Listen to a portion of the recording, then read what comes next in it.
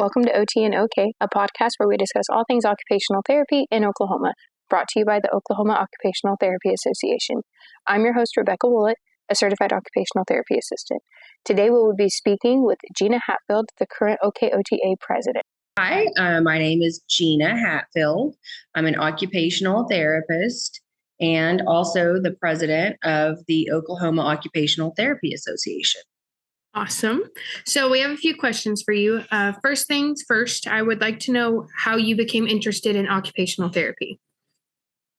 Well, that is a really interesting road that I traveled to get to occupational therapy. I graduated many years ago with a degree in education. And I taught special education for about right around 10 years.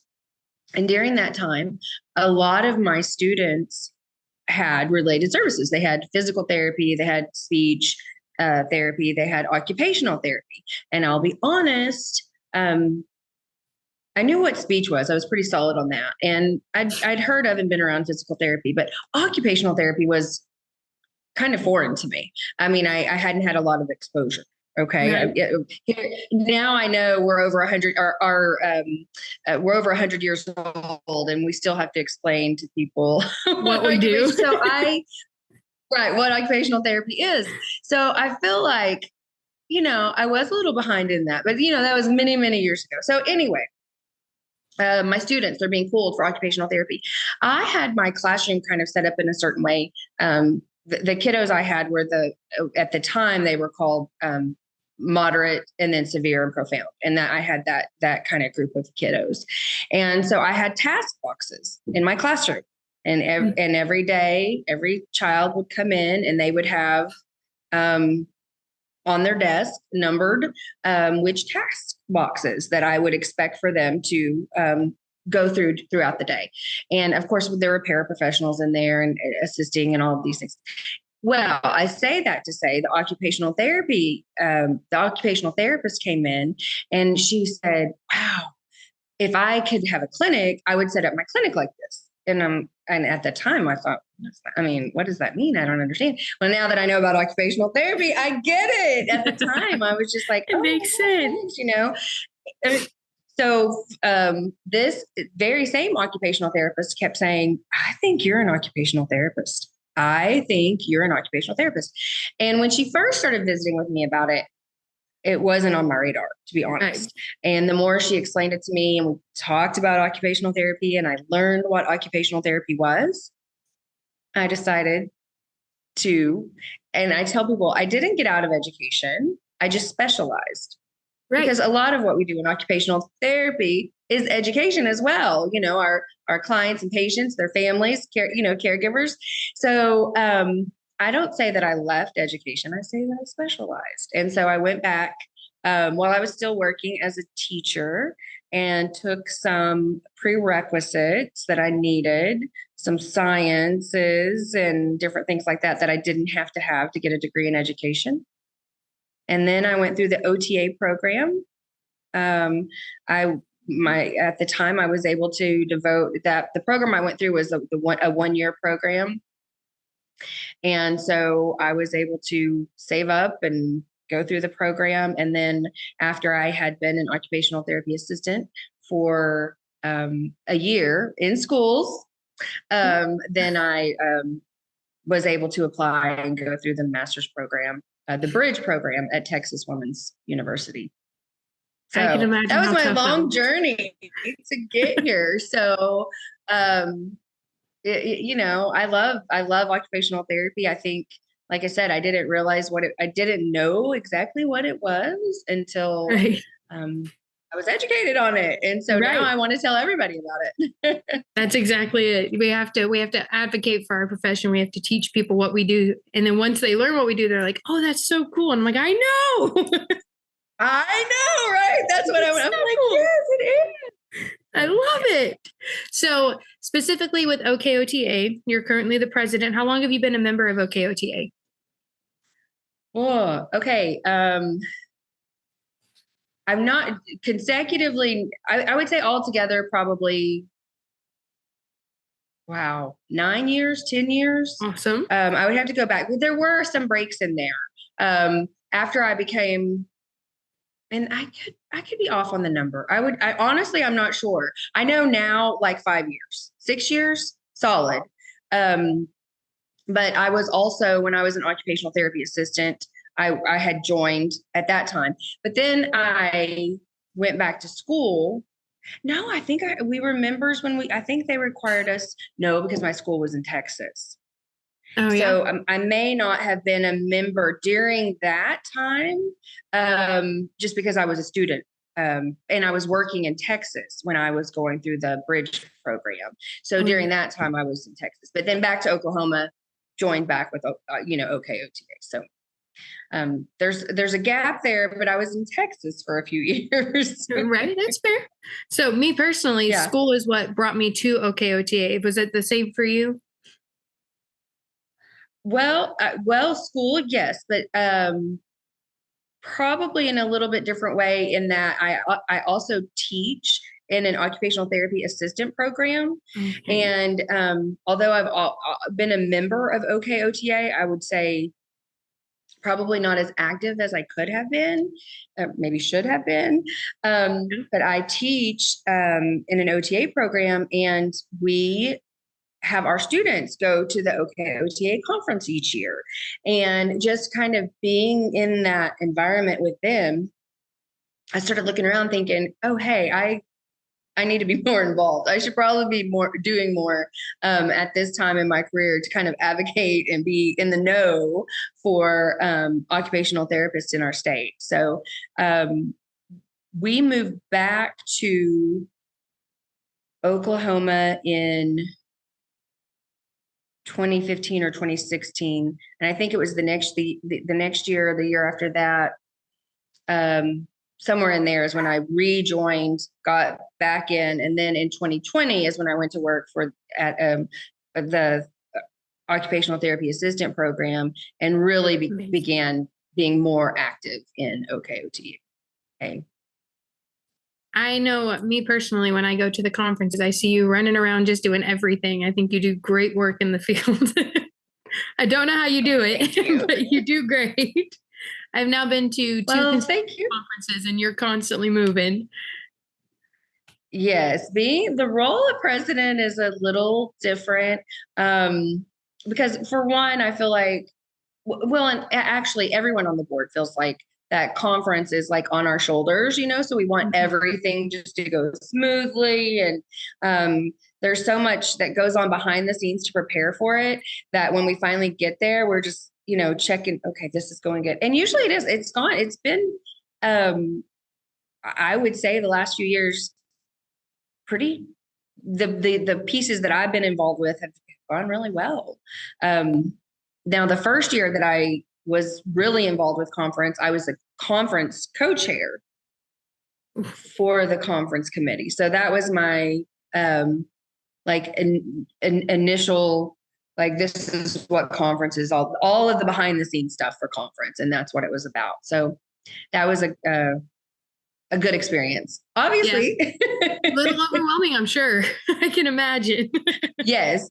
The nice thing is we have a really terrific volunteers. Our board members are all, they all participate. They all do. I think they all go above and beyond. So it's really nice that all of that combined effort makes for such a great event every year for our therapists in our state. And the idea is just every year, grow and grow and grow. And we would like to grow our membership as well. So just drawing people into conference, I think, is a really good starting place for people that are like, is it for me? Is it not? Well, if they come and check out conference, they can get a really good idea of what we have to offer, basically. Right. Yeah, I know. When I went to the first one, I ended up leaving that first conference still as a student and was like, can I volunteer for OKOTA? And within a month I was volunteering. And now I love that. That's awesome. Yes, but, great. And yeah, so being a part it of worked. that, It did what it was supposed to do. It did. And being a part of that, I've learned how much you guys actually do work to get the conference up and running. I mean, you have your meetings. I've attended a few of your board meetings for the conference when we've talked about t-shirt selections and how we're going to do the competition for the design of the t-shirts and, the things that we actually discuss in those meetings. I don't think I ever would have anticipated that those were topics that would even be thought of for a conference, but every detail is down to a T, just taken care of before the conference gets here. And I think it's amazing how hard the team works together to make sure that this is a smooth sailing. Everybody gets to enjoy themselves. And then once conference comes, we're all like, okay, this is great. Everything's running smoothly. We can relax. Let's just enjoy each other. Have a great time. Right. Yes. Yeah. And that's how we want it to be. I mean, that's ideally that's just, every year, that's how we want it to be.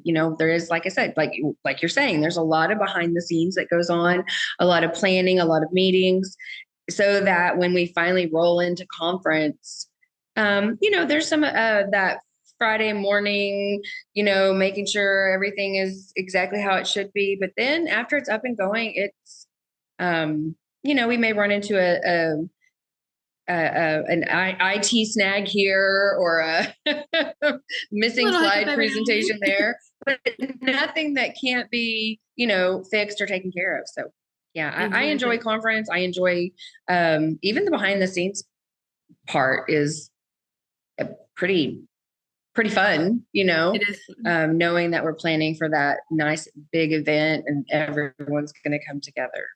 I love it. And then this year we're doing it in Tulsa, right? We're doing it at the Hard Rock Casino. Yes, the Hard Rock Convention Center. Yes. So what we do every year, I think it's going to be so much fun. I actually toured the convention center and the casino, the hotel. I went up a few weeks ago and I was it just really got me amped up and so excited about having the conference there. So this year is Tulsa's turn. So what we try to do is go between Oklahoma City Metro and then Tulsa, so that 1 year is one place and 1 year is the next. Now, 2 years ago, we actually brought it all the way down to southeastern Oklahoma in Ardmore, just to kind of draw from the southern part of the state. We were really hoping that, and I think we did have a good turnout from therapists, way down here, because I live down here in the southern part of Oklahoma. So I'm hoping, I don't know that we'll, I don't know how that'll work rotation wise, if that's the plan of the committee to every few years bring it back down. But I do know at least we try to bounce between Tulsa area and Oklahoma City area. So it was Tulsa's turn this year. And we had several people scouting for venues. And this venue just happened to check all the boxes. And I'm really excited about it. It's going to be a lot of fun. I actually grew up not far from there, so I was super excited. I was like, oh, I can invite my family. They can come see what OT is. They can see everything. They can just come check it out. So I was so excited. That's awesome. Yes. Spreading the word even more. Will you be in driving distance to there, or will you stay at the hotel? Oh no, I live over about 25 minutes away, so no problem for me. Easy. That's great. That's great. Well, that's the hope, is that, now we're going to hopefully have an influx of practitioners from the Tulsa area. But I will say we have a pretty steady group of practitioners. They come to conference. If you build it, they will come. They are coming every year, no matter where it is. You will see the same faces, some of the same faces every year. And it's just so refreshing to know that they are there, that they support our association, that they're coming to the conference. And I always look around and try to, yep. Checking the faces of the people that they're going to be there no matter what. So, it's exciting. It's a good opportunity for us to show how much we do care about the field that we're in. I mean, it's obvious that we care about it. We work in it every day, and it's not an easy job for any of us, but it gives us the opportunity to spread that knowledge, and we get to learn a little. I've learned so much from every conference that just Learning what everybody has gathered throughout their time in the field, and then I get to take that in, and I get to go show everybody else that. I love that experience. I love it so much. That's probably my favorite part. Oh, good. I love hearing that. I can sense your excitement, and that makes me very happy to know that's what we're wanting from conference, and that's what is happening from conference. So that's great. It's great. And I do think that I've learned I went to TCC for my OTA program, and we went to the first conference the first one was Ardmore for me. And then we went to, was it Rose State College last year? Mm-hmm. Yep. Mm-hmm. And so I've been to both of those. And whenever we first went, some of my classmates stayed for the night and did their hours that we were supposed to get. And then they all went on about their way. And I stayed until the very last minute because I soaked every second of it in. And it's just the feeling of seeing so many people loving the same things that I do is just so rewarding. And I think that's the best part about these types of conferences. You get to learn things, but you also get to share your passion, your knowledge, and your experiences with people who are in the same field as you. And we don't get that a whole lot out in the field. There's not too many of us. I mean, not within a walking distance, Right. Well, and it's nice to be able to share that, exactly like you said, and you don't have to start the conversation with, do you know what occupational therapy is? Have you ever heard of occupational? You can skip that part and go right into the meat of whatever it is that you want to share conference wise. So that's nice. Actually wanting to communicate gets to come out because you know that they know. Right. So one thing that has been asked to me to make sure to bring up to you, the team wanted to know if there are any thoughts on what you see as a pressing upcoming matter for OKOT practitioners, or what you see as the most pressing upcoming matter for OKOT practitioners. I would say the thing at the forefront right now, something that we are getting more and more information about, is probably the compact, the licensure compact, that we have talked about that. We've been educated on it the last 2 conferences. We tried to have a session from AOTA to explain the compact. And at that time, 2 years ago, they were just kind of starting out. They'd formulated the idea, and there wasn't much more around it besides we should have a compact, a licensure compact. So I know now, as of just last week, I learned there are 32 states in the compact, the OT licensure compact. So for us, for the state of Oklahoma, we need to decide if that's something that our practitioners feel like we need to do to join that compact. And then if so, we need to find some legislators to push a bill through that would put us so we would be able to join the compact. And there are some things around that we have to address as well. Part of the licensure compact there's a requirement for an FBI background check. And currently, our profession does not require that. Many healthcare professions in Oklahoma don't require that. But I do know that as other professions are joining compacts, they are changing that for the individual healthcare providers. So that's something that probably will be a big change for us if we do. We did a survey at our last conference, and I would imagine we will probably speak about it again at our next conference. And I don't know that I want to reach the audience that would benefit from it. A lot of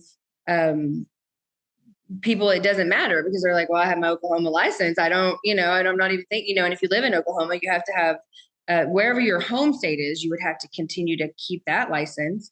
And so I don't know, it doesn't affect many of us maybe, and that's why it hasn't been at the forefront, but I think we're probably going to have to make a decision on that. And that's just kind of out there right now, something we need to address and either decide to move forward with, or to let the National Association know that we're not interested.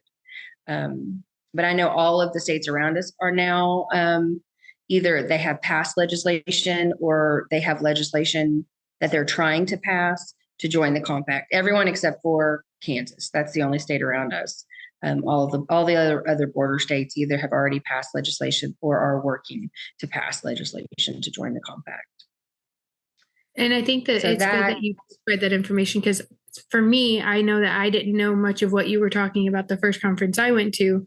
And then whenever I started to sit in on the speaker, I was like, oh, okay, things, start making sense. And we don't always think about the higher ups, you know what I mean? I wouldn't have considered the legislation as far as my licensure and how my license would be affected, or my clients would be affected, my job. I wouldn't have ever crossed my mind without that. So I think it's good to spread that information. Right. And we want to do, as an association, I mean, obviously we don't pass laws, but we can find legislators that we can sit down and speak with and explain the compact. And then, hopefully if that's something that we want to do as a state for our practitioners, hopefully the legislation can, that's a whole nother section. that's a legislator's business, not mine, but we need to have a voice. We either need to say, yes, we want this, or we need to, decline and say, no, that's not a good fit for our state. So. Well, I think it's I feel like I have more information. You're including them in it. You get to give them a voice as well. That's something that we wouldn't always feel like we would have a voice in, but it's so important for us to voice our opinions. Right. And that has been the probably the driving force for us not having moved forward with it at this point, because for one, we wanted more information. From the start of hearing about the compact, we had questions, and more questions are starting to be answered now. I mean, it was even made more clear last week. So I feel like I can come to our state practitioners and say, hey, now I know this about it. How do you feel about it now? What do you think now? Because I want to be sure that anything that we endorse is something that our practitioners in our state want. Right. And benefit from too. And benefit. Yeah. And benefit. So that's probably for me, just coming off of the national convention, that's kind of at the forefront. We had a lot of conversation around that at the state association president meeting. And then I went to an entirely separate session, a whole session on it. Wasn't specifically for the presidents of the states, but just for any occupational therapy practitioner that was there that wanted to hear about the compact. And I kind of wanted to just take in all the information I could.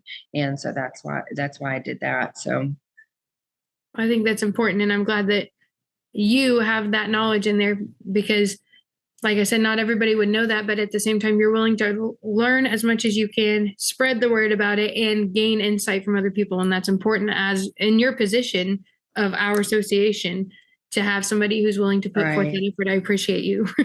I really do. Thank you. You're so welcome. Last thing, I know that I remember in one of the meetings you were talking about going to the AOTA conference. I'm pretty sure it was in Florida during spring break this year. Did you end up making it down there? Well, so that's the conference I was talking about last week. Last year's conference was in Florida. So 2024 was Florida. I remember. This can't year, imagine. This year it was in Philadelphia.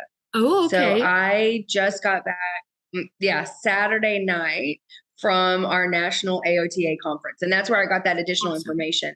I went, so the first 2 days after I get there it's a state association president's meeting. So we spend 2 days together in a pretty structured meeting environment where we go through specific topics, one of which was that compact. And then we get information from other states. How are they doing membership wise? What are they doing to get members and retain members? So we kind of share things along those lines. What are issues that states are having, and then you learn that all states are having them, or most states are having them, and some states are starting to get answers or figure out solutions to some of these issues, and so we share that with each other.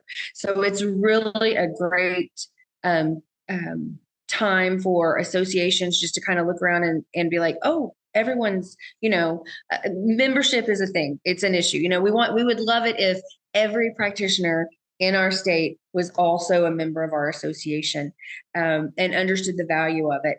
Guess what? It's the same for every single state. Everyone wants, every state just has a fraction of their practitioners as actual members of their association.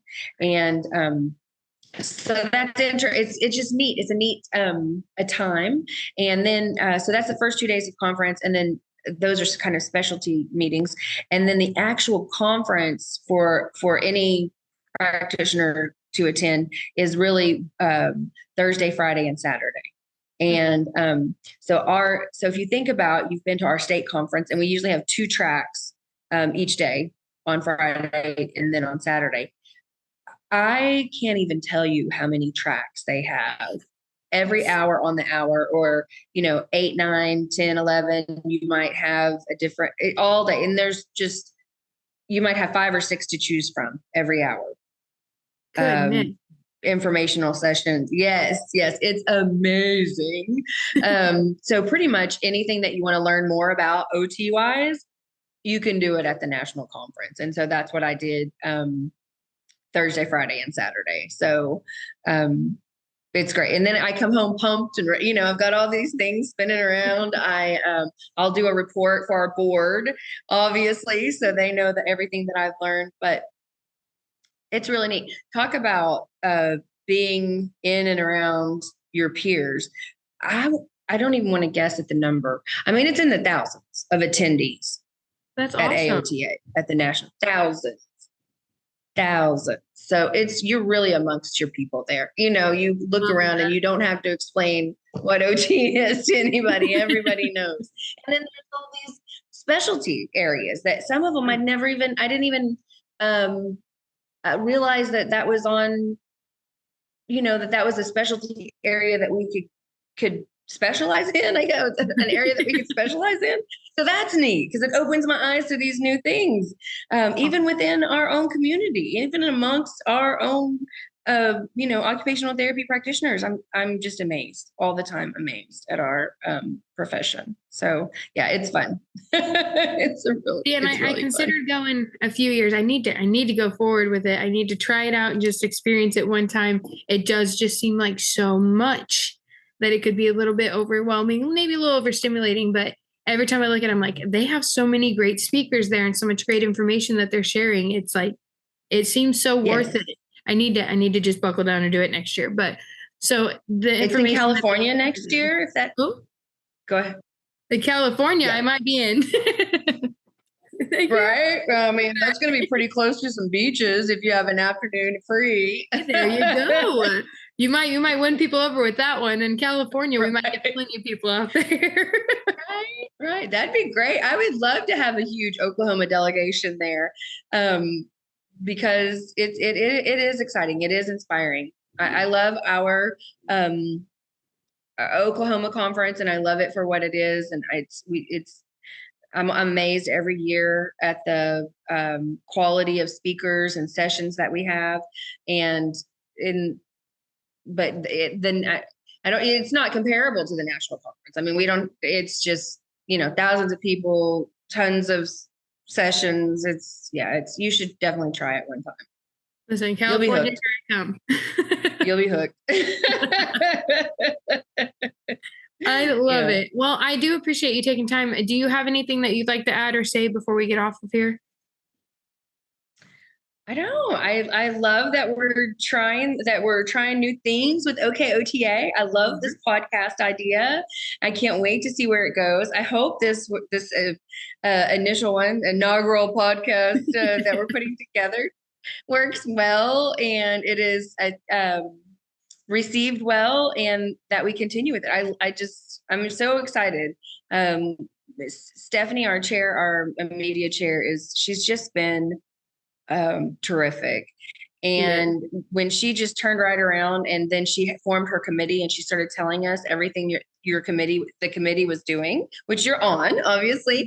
We were like, wow, this is awesome. This is exactly what we love to see from all of the positions on the board. You want if that's the thing that you do that you love, we like it to shine, and our media does. A lot of our board, all of our spots really are terrific, but I know that it takes a lot of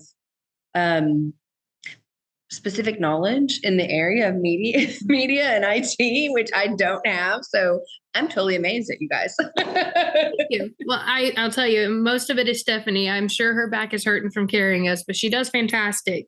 She is so knowledgeable about anything. Any question I have, she is right there every time. She's just, this is her forte. She excels at it. And I love getting to be a part of that and getting to learn from her.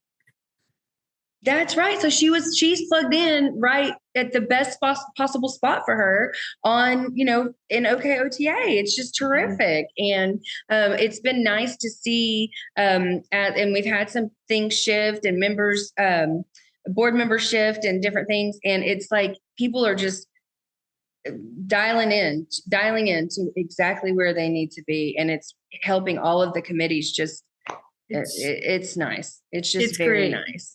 And it's good to see people happy in their positions. It's really good to know that you have this group of volunteers who are there because they want to be there and they love to do what they're doing for you. And that's perfect. Yes. I love it. That's what I love about being on the committee. It's fun. Yes. I love doing it. Right. And that's so great. And it shows it shines through in your contributions. Right. When that happens, if you're in the spot where you are best suited, then it shines through in your contributions. And so everyone can see that. And it's just, I'm thankful for all of our board members. I think we've got a really good crew right now. Which is not to say there hasn't always been. I just am so thankful that I have the people working with me that I do, because they make our association look good. They do. I love it. Yeah. Well, it's been great talking to you. Yes, thank you so much. I know it's kind of coming together a little bit at a time, but I'm hoping that this is something that we can keep doing and keep getting insight from people throughout our community, not just in OKOTA, but people within our field, so that we can get questions and get answers. And between the group that we do have, we can make sure that any questions our practitioners have, we can actually give them an answer to the best of our knowledge. And that's what I'm looking forward to the most, is getting other people included and involved in what we're doing. So I'm excited to be able to spread the word. Yeah. That's good. I wish that everyone understood the value. I will say, this is just one little story, and y'all can cut this out or whatever, but I know several years ago, there was a bill that was going through legislation that basically the meat of it was it would exclude occupational therapy from being able to do like teletherapy, like virtual therapy. And it landed on, it came through OKOTA, and we activated, everything, contacted legislator, and we were able to get occupational therapy put back on there. And had we not done that as an association, it would have affected some of our practitioners in our state and their jobs. They wouldn't be able to do the job that they were hired to do, because they were offering those virtual or telehealth sessions, and they could not have done that anymore. And that was like a behind the scenes thing. I think moving forward, the idea would be maybe for us to, and I don't know how to do it like tactfully, but I want to broadcast that more, like what we do, because it was fast. We didn't have time to, I think we did an email blast, and from the email blast, people contacted their legislators, and from that, it got corrected. But had we not done anything as an association, had we not caught it, been aware of it, and done anything as an association, that would have gone into law. So many people would have been affected. I think so it's those little behind the scenes things that I don't think, I mean, I know that some practitioners don't realize that that's what we do. That's a big part. Like right now, we're watching bills and things come through, and anything that has to do with OT or that could affect OT. We have a legislative committee that is, doing emails and updating me almost daily between the legislative committee and our executive director, and making sure to kind of protect our scope of practice, to make sure that we're not infringed upon. And that's really important. And that's some of that behind the scenes stuff that I wish that we could figure out a way to broadcast more, so that people understand what's going on and what we do and why we do it. I wonder if there has to be some type of way that we can vocalize that without, bragging. Right. So that's little bug. Let me just put that little bug in your ear. So y'all, but that I think it's so important, because that's real life situations going on. Right. All the, especially during the legislative session, it sometimes they can, I don't understand it all as well as like our legislative chair, and even our executive director is very knowledgeable in that side of things, but it can happen fast. We can be added to or struck from a bill like that. And if they're not constantly watching the edits, I guess as it goes through, I'm not one to try to explain how that works, but I do know that sometimes I'll get an email and we're like waiting on pins and needles to see if we are added or taken off of the bill, to know if we need to activate. If we need to advocate. Yeah, we got to figure out a way to get that information out. I think that would be, it would help a lot of practitioners understand our value, our association's value. Absolutely. So.